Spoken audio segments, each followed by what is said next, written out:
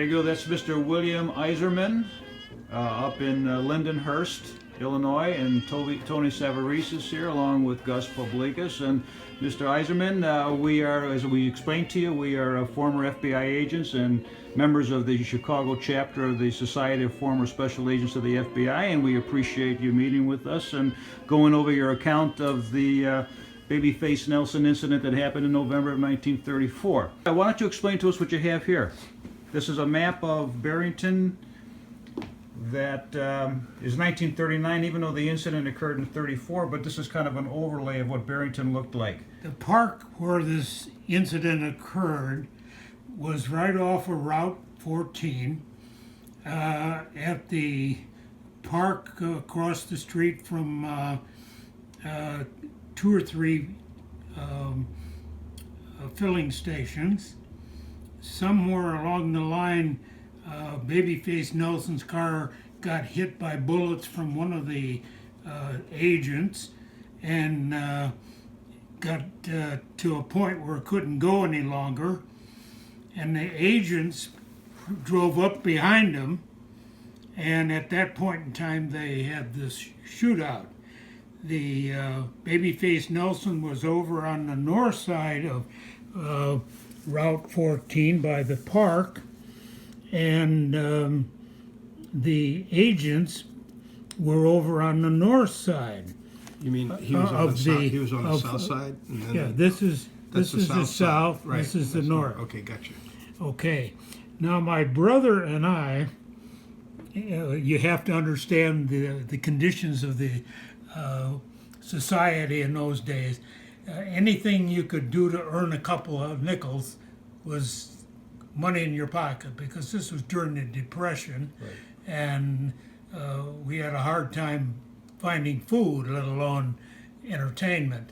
So our entertainment was to follow the fire department anytime it took off, or the police department took off, and the sirens, so we'd get out and run and follow them. And so we were out peddling our magazines at the Jewel T Park. We were in the Jewel T Park, just returning now back to Route 59 on our way to the filling stations along the Northwest Highway, or Route 14. And there was a filling station right there that we dropped off magazines. Mm-hmm. And then a little bit further was another filling station that we would drop off magazines. And then there was a third filling station, which was more than just a filling station. It was sort of a sandwich shop. We got to the corner of Route 14 and 59, and all of a sudden we saw all kinds of commotion occurring down the highway. And we said, oh, there's probably an accident down there. Let's go down and see what's going on. What time of day was this? And this was now just about dark. Okay. This was on November 27th Okay. of 1934, and in November it was starting to get dark early. Early, sure. So it was probably 4:30, somewhere around there. It wasn't daylight savings time like like it is now, huh? So anyway, we said, oh, look at all the lights going on down there. Mm-hmm. So there must be a car in trouble, yeah. And we wanted to go down and see what was going on. Okay. And so we now get on in the ravine alongside the highway, mm-hmm. And now we're running with our satchels on and what have you, and we were running down the edge of the highway, and all the time we were doing that, we could see a lot of flashing going on. And this, later we found out, yeah. was the shootout. Okay. And we got down to the second filling station, and there were some people that lived close by and kept saying to us, "You kids better get the hell out of here. There's trouble." Right. And we said, You listen very well. Right? and so we said, we're not going to listen to that. So we go a little bit further to the third filling station, which was right across the street from the park where the Babyface Nelson had pulled his car into, and was now shooting at the officers on the north side of the highway. And one of the officers, I don't remember which one it was hiding behind a telephone pole for protection and firing at Babyface Nelson. That would have been one of the FBI agents. One of the FBI And I believe agents. that is Right. Hollis, Agent It's Hollis. it was either Hollis or the other. I'm not Hollis was sure. behind the, But whichever one it was got shot so severely that they say the top of his head got taken off, okay.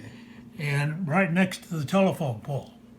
And where was that telephone pole again? Was it That on the telephone north pole side? had been over here by this, right about here. So it went in on the north side of Northwest North Highway. side. And this of- is Landendorf Park right here, is it not? No, here's the right park Yeah, here. right, right. Here's where Babyface Nelson's car was, right here. That's the road that leads into the park right now, next to That the leads McDonald's, into the park right now. or next to the Walgreens. Yeah, I got And the telephone pole was on the north side. on the north side. Okay. And he was taking cover over there behind it, and the other fellow was taking cover behind one of the cars or something, as I understand, Okay.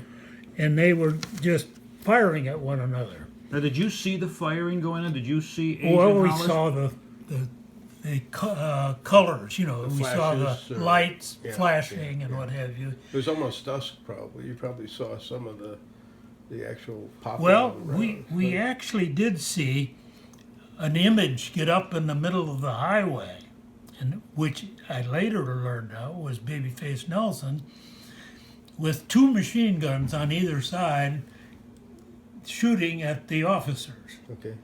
And he was crazy because he exposed himself right up in the middle of Route 14, and the officers were taking shots at him. And they did hit him. Now, when you say officer, you're talking about the FBI agents. Yes, the FBI agents were firing at him and shot him, but didn't mortally kill him, I understand from the stories afterwards. But all we saw was the exchange of fire. We saw the flashing lights of the machine guns. I think in those days they called them Tommy guns. When you saw the gun battle, were they firing across Northwest Highway? So Yes. Nelson was on the south side of Northwest Highway, and our agents were on the north side. That's correct. So the firefight occurred over Northwest Highway? Over the highway. It did. Because the cars were right in the middle of the highway. And the agent's car made a quick turnaround.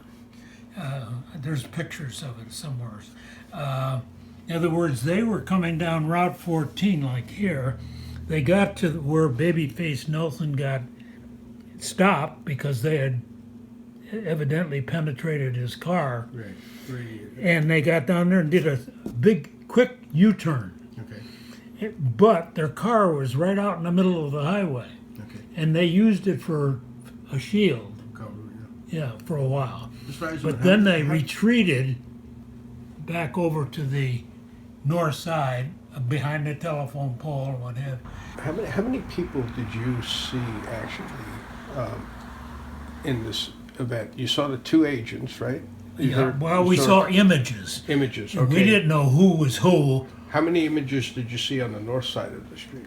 And how many images on the north side?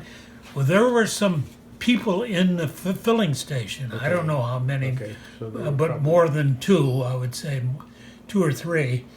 And a fellow by the name of Gallagher, who I have pictures of, was a local police officer off duty at that filling station where the shootout was taking place. Okay.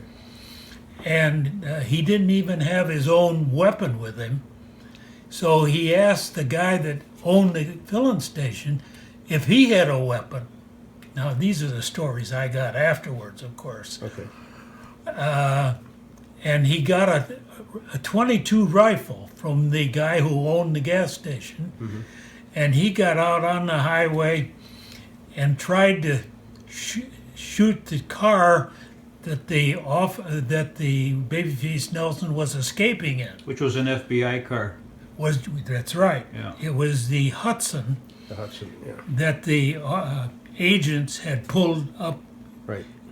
with, and he tried to puncture a tire or something, but he didn't have any luck with this 22. Right. The story I've gotten was that his wife jumped out and went over and ran into the field, which would have been right here. There's an open field here.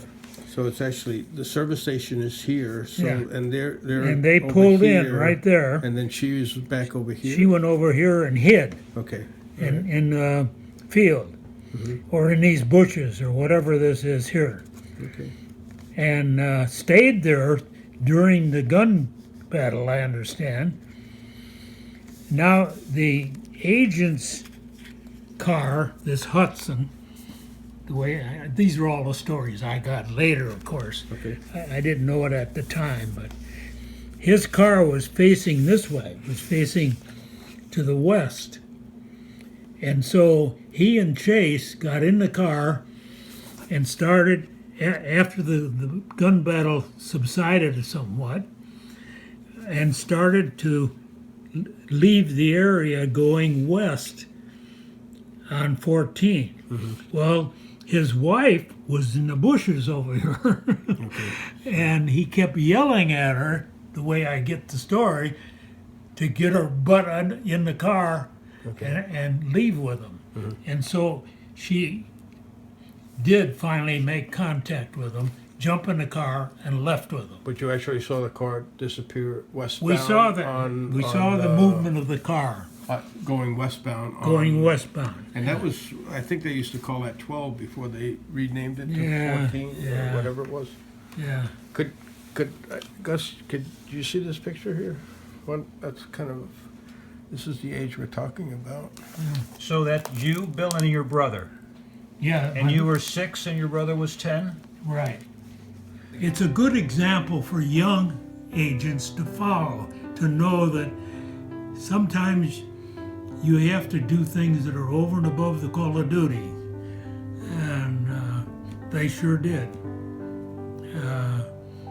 We owe a gratitude to them.